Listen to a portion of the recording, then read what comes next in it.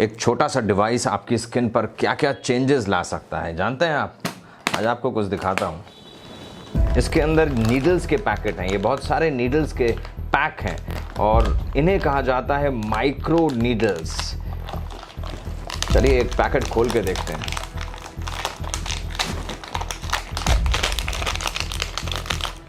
Yes, this is the micro needle.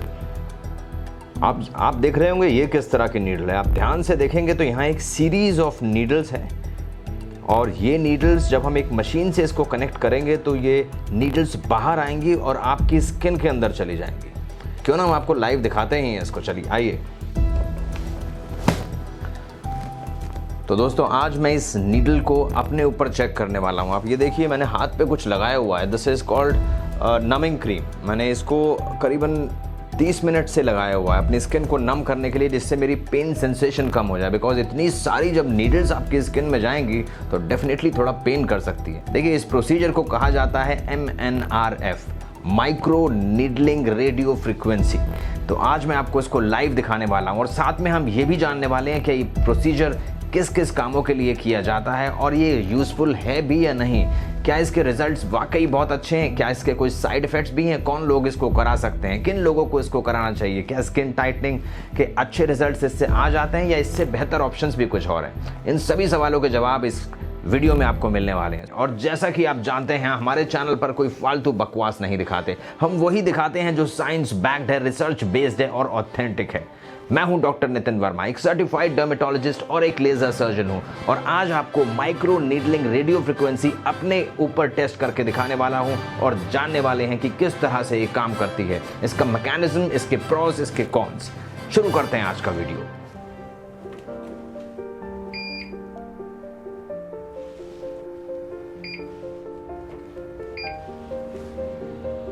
देखिए इस machine में बहुत सारे फंक्शंस होते हैं। इस पे लिखा हुआ है इधर F means this is for face. अगर हम बॉडी के लिए करना चाहते हैं तो इसको B प्रेस करेंगे और ये बॉडी के लिए, बिकॉज फेस की और बॉडी की स्किन अलग होती है, तो दैट इज वाई इसके लिए डिफरेंट ऑप्शंस अवेलेबल हैं। This is the probe of micro needling machine. अब इस प्रोब में इस नीडल को हम अटैच करने वाले हैं और ये जो पाइप दिख रहा है this is for the vacuum. ये आपकी स्किन को सक करता है जिससे कि आपकी स्किन अटैच रहे इस मशीन के साथ। Now this is the way it has to be connected। हम इसके दो नीडल्स को, इसके अंदर कुछ होल्स हैं, उससे अटैच कर देंगे और इसको थोड़ा सा रोटेट करेंगे। Now that's it, it is connected। और इसका जो ये पार्ट है, जो वैक्यूम वाला पार्ट है, हम इसको कनेक्ट करेंगे इसके वैक्यूम से। You can see यहाँ पर एक स्लिट है, इसके अंदर हमने कनेक्ट कर दिया तो ये एक वैक्यूम जनरेट करेगा। ये पाइप आप देख रहे होंगे, एक छोटा सा एक पाइप है, तो यहाँ से स्किन को सक करेगा। जो इसकी नीडल्स हैं इसकी लेंथ वेरी करती है। हम इसको जितना चाहें नीडल्स को हम बाहर निकाल सकते हैं, जितना चाहें अंदर कर सकते हैं। चलिए दिखाता हूं आपको मशीन के through. Can you see this is the depth. This is 1 millimetre depth. Depending on the scar कि आपका स्कार कितना गहरा है या नीडल्स की डेप्थ को कितना ज़्यादा करना है, कम करना है, वो हम इससे एडजस्ट कर सकते हैं। ऐसे ऐसे करके प्रेस करेंगे और उसके बाद इसको हम इंक्रीज कर सकते हैं। Now you can see it's 1.6। Now this is 4। This is 4 millimetre maximum. हम स्किन के अंदर 4 मिलीमीटर तक पेनिट्रेट करते हैं। हाउ इट वर्क्स अब आपको मैं बताना चाहूंगा कि किस तरह से ये काम करती है। तो चलिए जानते हैं इसका मैकेनिज्म क्या है, ये किस तरह से काम करता है। ये जो मशीन है इसको मैं स्टार्ट करता हूँ।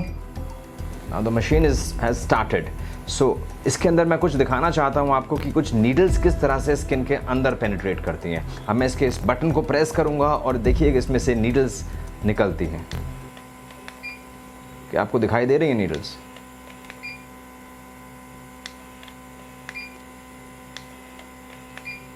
सो इस तरह से ये नीडल्स स्किन के अंदर पेनिट्रेट करती हैं। This is 4 mm needle. This is radio frequency. इसके अंदर कुछ रेडियो फ्रीक्वेंसी वेव्स निकलती हैं जो एक नीडल से निकलकर दूसरी नीडल के अंदर एंटर करती हैं आपकी स्किन के थ्रू। आपकी स्किन में ये हीट भी जनरेट करती हैं और इन रेडियो वेव से कोलेजन रीमॉड्यूलेशन भी होता है। So now it is all set. Let's start with the real procedure. अब मैं अपने हाथ से ये टेप हटाने वाला हूँ जिसके अंदर मैंने कुछ क्रीम लगाई थी, that is a numbing cream. यार ये तो बाल भी चिपक गए हैं। चलो एनीवेज, धीरे धीरे हटानी पड़ेगी, धीरे धीरे करना पड़ेगा। That's it. Give me a tissue paper, thank you. Now I will sanitise my hand with spirit. Proper aseptic method need to be applied. So now let's begin with the real procedure. Start the machine. So let's start with the procedure. अब जैसे ही मैं इस machine को skin पर touch करूंगा तो इसका vacuum active हो जाएगा और मेरी स्किन को ये सक करने लगेगा, जिससे कि जो माइक्रो नीडल है बहुत ही प्रिसाइजली अंदर चली जाए। You can see now. Can you see? थोड़ा जूम करके दिखाता हूँ। You can see now. ये दिस इज सक्शन प्रेशर 1, बहुत लो प्रेशर है, मेरी स्किन सक कर रहा है ये मशीन। और अब मैं इसका सक्शन प्रेशर बढ़ाता हूँ। Now you can see. Now the suction pressure is very heavy. So now I can start with the procedure. Now I'll press this button and these needles will go inside my skin. Yes.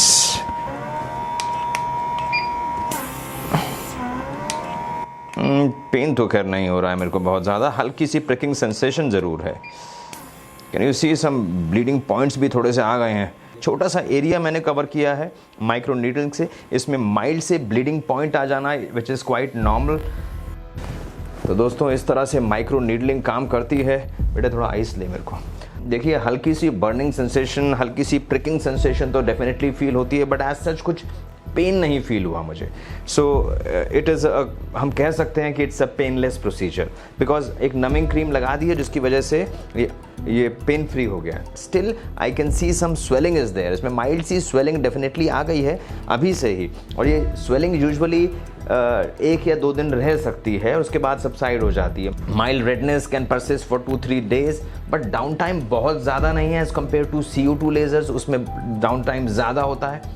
अब this is a cooling probe, इसके अंदर water circulate होता है और ये काफ़ी cool हो जाता है, -, डिग्रीज में टेम्परेचर आ जाता है इसमें। So now I am cooling my skin. और आप डायरेक्ट आइस से भी कूल कर सकते हैं।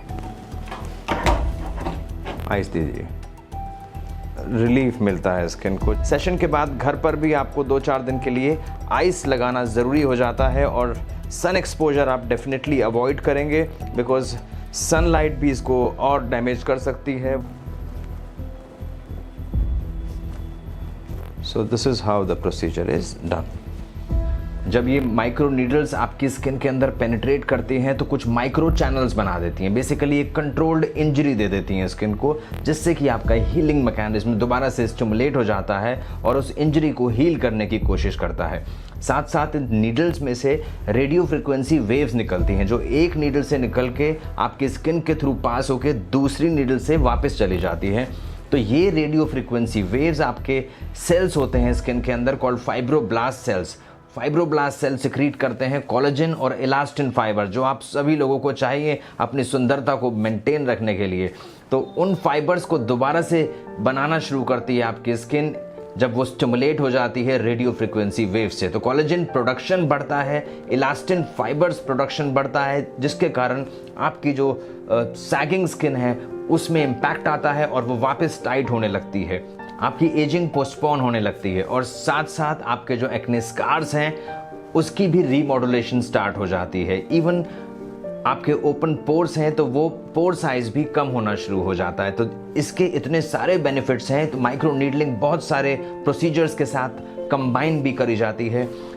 इसके ड्रॉबैक्स बस यही हैं कि कुछ दिन के लिए थोड़ा सा रेडनेस, टेंडरनेस, थोड़ा सा डाउन टाइम होता है, उसके बाद आपकी स्किन नॉर्मल होती है। दूसरी बात, इस बात का भी स्पेशल ध्यान रखना होता है कि single sitting won't make too much of difference, so multiple sessions are required during the period of 3-4 months. Gradually you will see good changes. 2 session के बीच में मैं रिकमेंड करता हूँ एटलीस्ट मंथ का गैप जरूर दीजिए, स्किन को रिकवरी का टाइम दीजिए। इस प्रोसीजर को हम कंबाइन कर सकते हैं अदर कॉस्मेटिक प्रोसीजर्स के साथ भी, जिनकी बहुत हेवी स्कारिंग है। मैं रिकमेंड करता हूं आप कंबाइन करें CO2 लेज़र को MNRF से। आप CO2 लेज़र और MNRF ऑल्टरनेट मंथ्स कीजिए, you see the changes.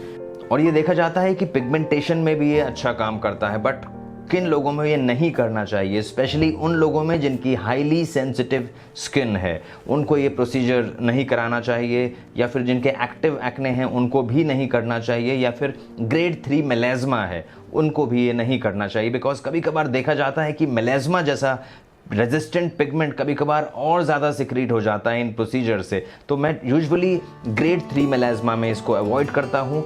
But pimples के अगर मार्क्स हैं, पोस्ट पिंपल पिगमेंटेशन है, उसके लिए ये बहुत अच्छा काम करता है। और जनरली आपकी स्किन की टोनिंग के लिए, रीसर्फेसिंग के लिए और साथ साथ पोर रिडक्शन के लिए micro needling radio frequency is one of the top procedure, one of the latest procedure. तो देखा आपने, एक छोटा सा प्रोसीजर आपकी स्किन को किस तरह से बदल सकता है। और अगर आप भी चाहते हैं एक्ने स्कार्स को हटाना या फिर एक यूथफुल स्किन पाना और सैगिंग स्किन को हटाना, तो डेफिनेटली आप ऑप्ट कर सकते हैं माइक्रो नीडलिंग रेडियो फ्रिक्वेंसी के लिए। और अगर आप CO2 लेज़र के बारे में भी जानना चाहते हैं तो स्क्रीन पर एक वीडियो आ रहा है, उसे डेफिनेटली देखिए। और इन दोनों प्रोसीजर्स को जब आप कंबाइन कराएंगे तो आपको मज़ा आ जाएगा। और अगर आपको ये वीडियो से कुछ वैल्यू मिली हो और इंटरेस्टिंग लगा हो तो डेफिनेटली लाइक और सब्सक्राइब कीजिएगा। और अगर आपको ये बेकार लगा हो तो कुछ नहीं कर सकते। नमस्कार, आज के लिए इतना ही। मिलेंगे किसी और वीडियो के साथ। धन्यवाद।